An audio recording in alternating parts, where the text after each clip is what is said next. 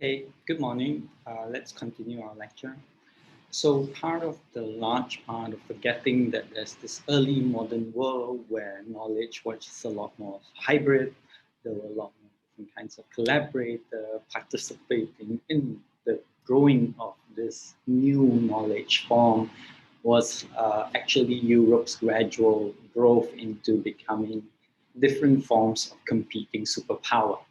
Now, the gradual growth has its beginning in another historical moment that took place in the 18th century, which is known as the Enlightenment. And this is often called the Enlightenment period. It's very different from Buddhist idea of what enlightenment is. Here, enlightenment installs reason as the principal sort of like faculty, mental faculty, in which we can sort of like understand and know the world, meaning everything can be sort of like classified, everything can be sort of like known, and the underlying sort of like universal principle that governs the world can also be gradually discovered through the use of reason or rational sort of like thinking, right? Now there is the outcome of this is that it all sounds very sort of like ideal. It all sounds very sort of like benevolent, and to many extent, it has contributed to the technological sort of advancement that we know of today, right? And the world we live in today is in many ways the outcome of this sort of like desire to install reason at the heart of all our sort of like intellectual inquiry rather than through religious sort of thinking, right? We use logic to make our decisions. But nevertheless, one of the sort of like outcome and one of the less sort of ideal sort of like outcome is that you believe that you're better than everyone else and the world is for your taking. Now, this image itself exemplifies some of the more rapacious or greedy kind of like desire that have emerged out of this this sort of like this way of sort of like seeing the world. What you see here is an image of England being exemplified by the white figure sitting on the rocky outcrop over there, where she looks out to different parts of the world and with different kinds of like people coming to her as if offering their goods and their sort of like products to England itself. It's an allegory. This type of painting is called an allegory. It's meant to sort of like symbolize something. It's not an act depicting an actual event itself. Rather, it's meant to sort of like convey certain ideas of how England saw itself. The painting hung in the East India Company's Revenue Committee room. So it's already, when you think about where the painting is sort of hung, it's in a sort of like room that deals principally with the profits of the East India Company. It's a trades company that was established in 1600. These are all sort of like private enterprises. You can think of them as the first kind of like multinational, right? And in their way of sort of like seeing the world, they see the world and its different sort of people offering up their products and produce to England for the purpose of England's sort of like glory. What you also see here are different kinds of like symbols, such as Neptune over here. He's the god of the sea in sort of like classical Greek religion. And this connects the idea of sort of like trade to seeing England itself projecting itself as the master of like sea voyages, being able to control like sea trade routes, being able to control all the sort of like points in which they can sort of trade with other people in different parts of the world, allows them to sort of like enrich themselves, allows them to sort of like create profit. And that is why paintings like this were hung in the Revenue Committee room in the East India House. And then back there, of course, behind this sort of like darker figure who represents an Indian lady, offering a plate of jewelry to the figure representing England. You also see like a Chinese lady offering her porcelain jar. So trade in porcelain was sort of like important. And right at the back here, what you see is a sailing ship, right? And all these sort of like codes, are assembled together to convey that the East India Company has become a masters of the sea. Now, this is the outcome of something that is best exemplified through a gallery that you can go to the British Museum and visit today. It's called the Enlightenment Gallery, but previously it was called the King's Gallery, and it opened in 1827. So the 19th century, currently, what it sort of like shows is an exhibition called Enlightenment, Discovering the World in the 18th Century. And this opened in 2004. This was previously the King's private library. And later when, as I said, with all the sort of like political changes that were happening in Europe, the institution became the British Museum, and the library itself became a public institution, right? And in this long corridor, what you're able to see is an exhibition that gives you a sense of what the Enlightenment was all about. So as you remember, I said that the Enlightenment was a period where reason was installed as the highest sort of like intellectual faculty for us to sort of like see and understand the world. It has very specific kind of like outcome. And some of the outcomes are in many ways described through this gallery of how they sort of like frame this gallery exhibition today.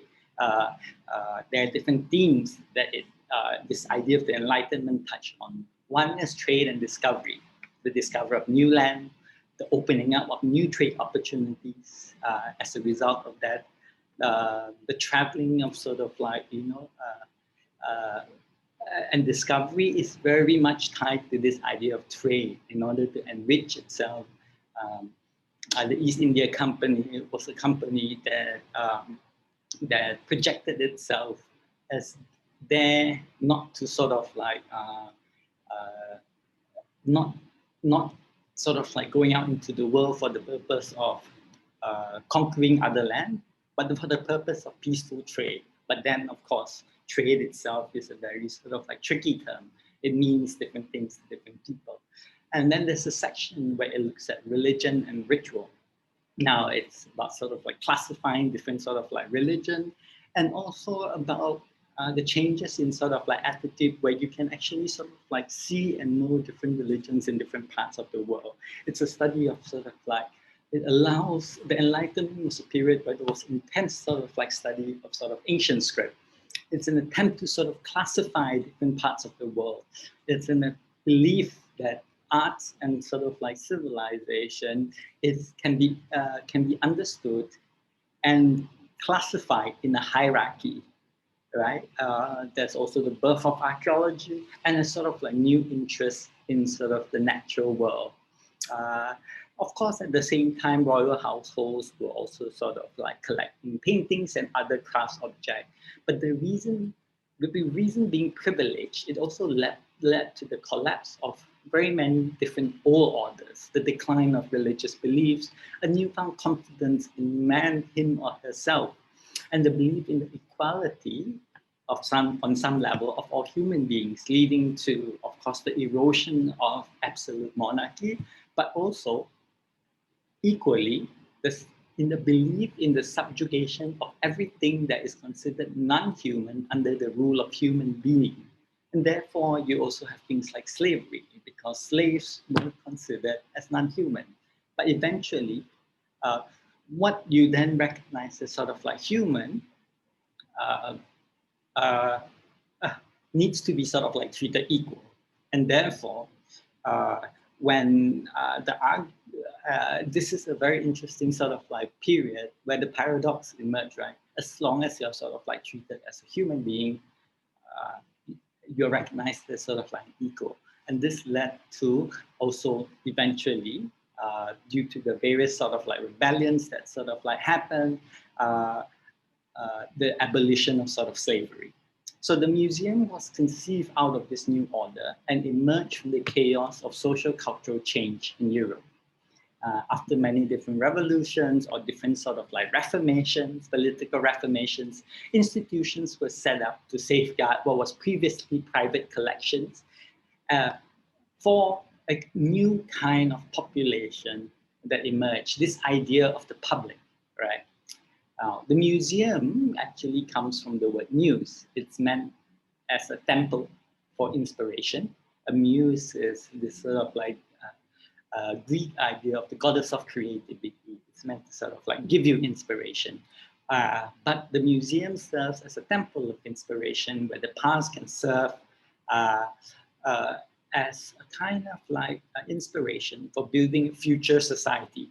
Museums therefore play an educational role in using objects of the past as lessons to create informed and intelligent citizens that can contribute positively to the growth of a society. Now, this is an ideal that it holds to. Embedded in this way of thinking about objects, about growth, is that time is now seen as linear, moving forward towards a better future, and that this better future is guaranteed by reason alone, rather than by faith in religion, or by different sort of like ideas of time, such as, for example, in Chinese culture, there's a belief in this idea of what is called dynastic time, right?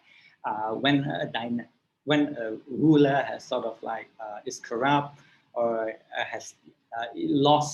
it loses what it's called the mandate of heaven or the Tianmin, and therefore it will result in sort of like rebellion and revolution, and a new dynasty sort of like takes its place. So this idea of time is very cyclical.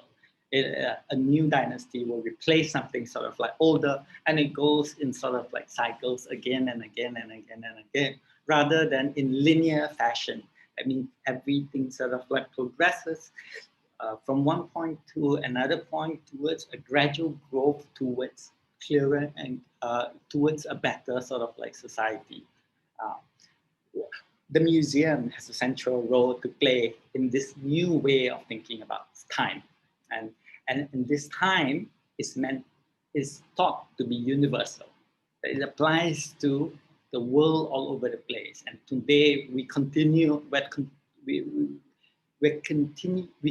to be sort of like informed very much by this way of sort of like thinking. Over time, the museum has systematized into different competing networks of cultural institutions that was established not just in Europe itself, but also in many different sort of like colonies of European power. Now, the relationship in this case was often hierarchical, with the European capital cities as a collecting center and the museums elsewhere in the colonies serving as sort of like nodes or collecting points, right? What I want to sort of like draw your attention to is the Madras Museum in sorry, not in Kolkata over here, it's in Madras. So that's in South India. I'm sorry about the slide. Where you see that there's an amphitheater that's attached to the museum. Now, remember in the last lecture, I spoke about how the organization of knowledge is connected to this idea of the theater, and is described as a kind of like theater of knowledge. I think the inclusion of this amphitheater does sort of in some ways point out the link as well between the need to sort of like display knowledge, where you're able to sort of like give a lecture and actually able to demonstrate what you're able to observe, and therefore use your deductive reasoning in order to sort of like clarify what you understand to be the underlying principles of the world. So theater, in this sense, is manifested as a concrete amphitheater where knowledge is sort of like displayed, or new knowledge is sort of like displayed, new discoveries were sort of like announced to different worlds, and everything sort of like plays a role within this very neat sort of like idea of a colonial system that was set up where there's this interesting kind of like network where the colonial museum serves as a sort of like collecting point, channeling sort of like new knowledge, new discoveries back to museums that are located at the center of sort of like many European cities. But that's one way of seeing the roles and functions of sort of colonial museums. Now, recent scholarships have suggested other perspectives. If you've done this week's reading, for example, you might be aware that one approach to thinking about other types of locally established museums, for example, the one in Jaipur, that mimics or copies the knowledge system of European museums, but then serves different political goals. Therefore, suggests that even in the age of museums, the knowledge produced through museums are hybridized and not over-determined by European scholars, right? But the second is to think through terminologies. What are museums called? For example, what are they known by? So the museum was initially called the Ajaib Khana in this part of the world, similar to the Ajaib Gar in Lahore.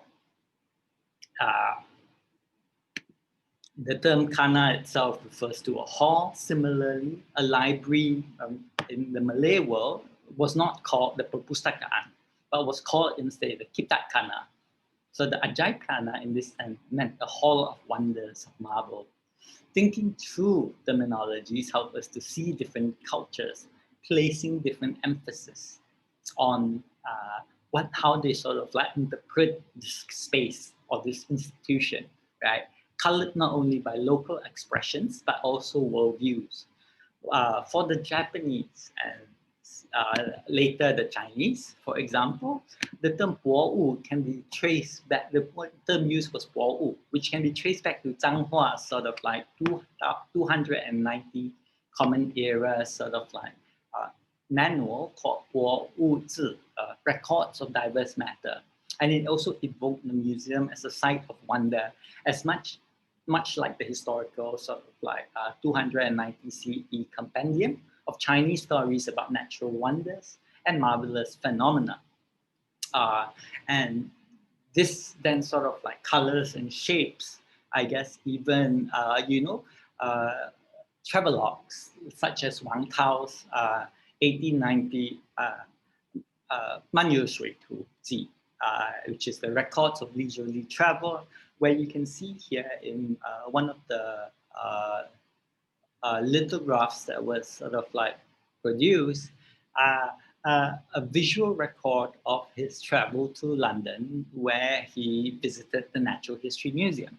And how you can tell that is that you can see there's a very large fish that is located inside a sort of like sketch. It's not exactly an accurate portrayal of his what he saw sort of like in London, but you can sort of like think of how these kinds of like visual language survives to today. So if you go to London and visit the Natural History Museum, one of the famous hall that continues to exist is the one where there is a life-size diorama of sort of like of a sperm whale, I think, that you can still see today, and that you can find visual parallels in Wang Tao's sort of like account from the late 19th century, right? So thinking along terminologies also help us to point finally to the question of reception. How do local populations interpret exhibits and artifacts? Now, the discovery of this Ganesha statue in Kuching in 1920s is a good example that the archaeological find was accounted to have been received differently by different communities.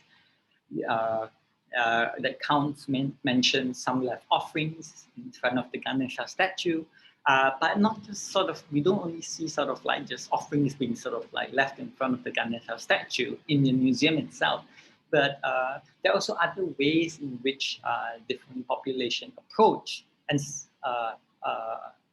the statue, right? So one of the most interesting account is that I think amongst the sort of like if not the Dayak, then the Malay community, they sat in front of the statue, motionless, and just simply stare at it.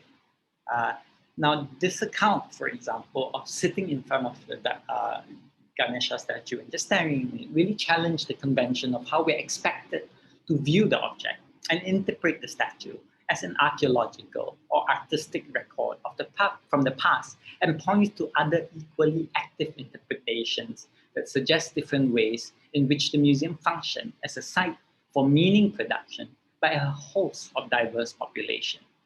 Therefore, the question of correct interpretation is not so much what the curators say, which is also not to say what the curators have to say is incorrect.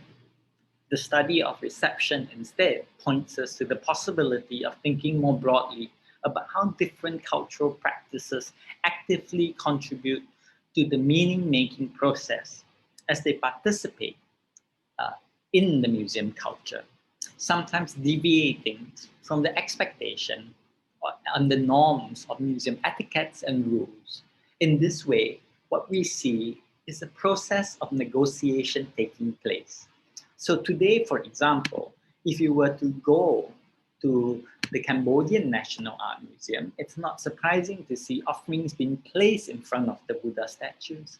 Similarly, even in seemingly technologically advanced country like Japan, going to a Buddhist art exhibition in a museum today, you continue to see many people genuflecting and venerating Buddha figures, even as they marvel at the aesthetic beauty of these objects, with explanations being given by curators through the exhibition guide headphone sets.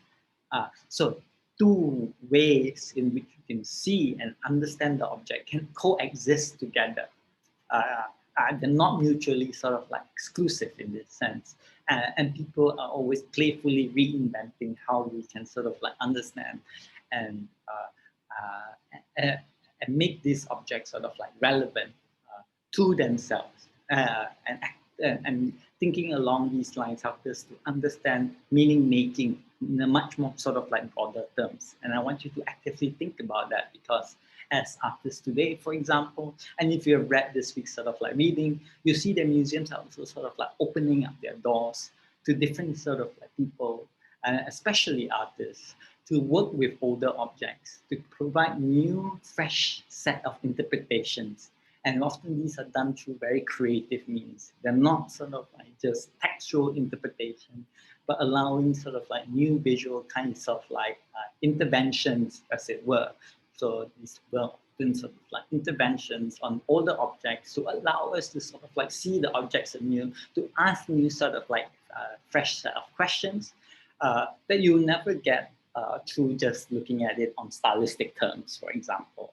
Maybe political, economic, social kinds of like questions and issues can be raised through actively intervening into the collection and providing a new set of references for us to sort of like consider how the object emerged historically, what were the sort of like issues and that the artists or the makers were thinking about. How was it sort of like received? How was it actually sort of like used? What values does it sort of like contain? And perhaps even how does it continue to be relevant to us today, right?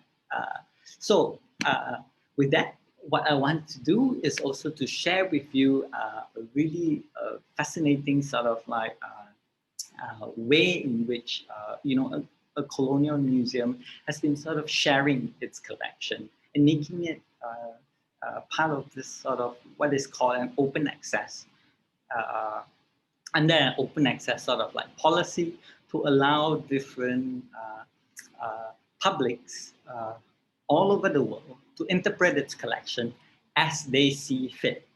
So if you have time, I recommend you to actually check out the Rijks Museum. It's a Dutch, sort of the Dutch National Museum, where if you go onto the website, change the language to English, or there's also sort of like Chinese now, I think, but these are sort of like basic information. I think the website is primarily English or in Dutch. So if you choose English, and then you log into the website, what you're able to do, you're able to dive into the collection, and you're able to then select different things. You're able to create your own albums.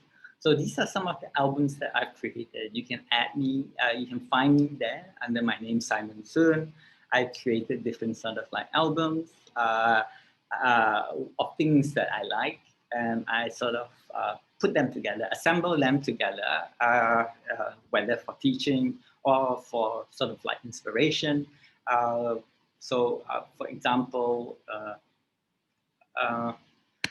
let's look at the indies over here. So these are things that I've sort of like, things I found in their collection that I saved it under a folder called the indies. So things that I really like, you know, Man and Machine. It's a sort of very beautiful sculpture. But what I really love are these beautiful, beautiful 18th century drawings of Batavia, which is Jakarta today.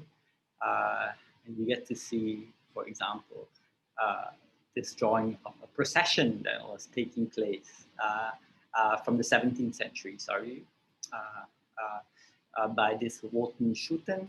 And it really sort of like captures different kinds of social life, the very cosmopolitan, very diverse, very multicultural sort of like social life that was already present in Batavia or Jakarta back in the 17th century. So the ideas of what is like, you know, the multicultural diverse world is not a recent thing.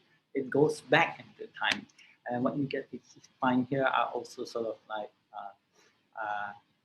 information about the work itself, you know, who drew it and stuff like that. And if you see the word Dutch word over here and you're not sure how to read Dutch, simply Google Translate them. It's not difficult for you to sort of like find out. So maybe an exercise would be for you to actually create your own album, play around with this. There are many different things to sort of like explore. And if you can, why not share them onto our Padlet, right? The wonderful thing about this project is that it's the museum is not precious about what you want to do with the object. So they are even offering you to download these objects. And these are very high-res images where you're able to download them and you can print them onto, you know, mugs or T-shirt or anything as you want. So it's under what it calls under the rights. So it's under public domain, meaning that this is made free and available for the public to use. There has no sort of like copyright anymore. It doesn't believe that you need to hoard this object and you need to ask them permission in order to use the images. They provide high-res images for you to sort of like do different things with it. So feel free to also sort of like print them out if you have a good printer and paste them on your wall, or sort of create T-shirts out of them, or create 3D objects out of them, or play with them, or if you want, even curate an exhibition out of them, using already their sort of like bookmarking sort of like folder, or you can sort of like download the images and set up a virtual exhibition on, for example, artsteps.com. So be creative, play around with it, and I look forward to seeing what you're able to discover through your interaction with this interface and portal.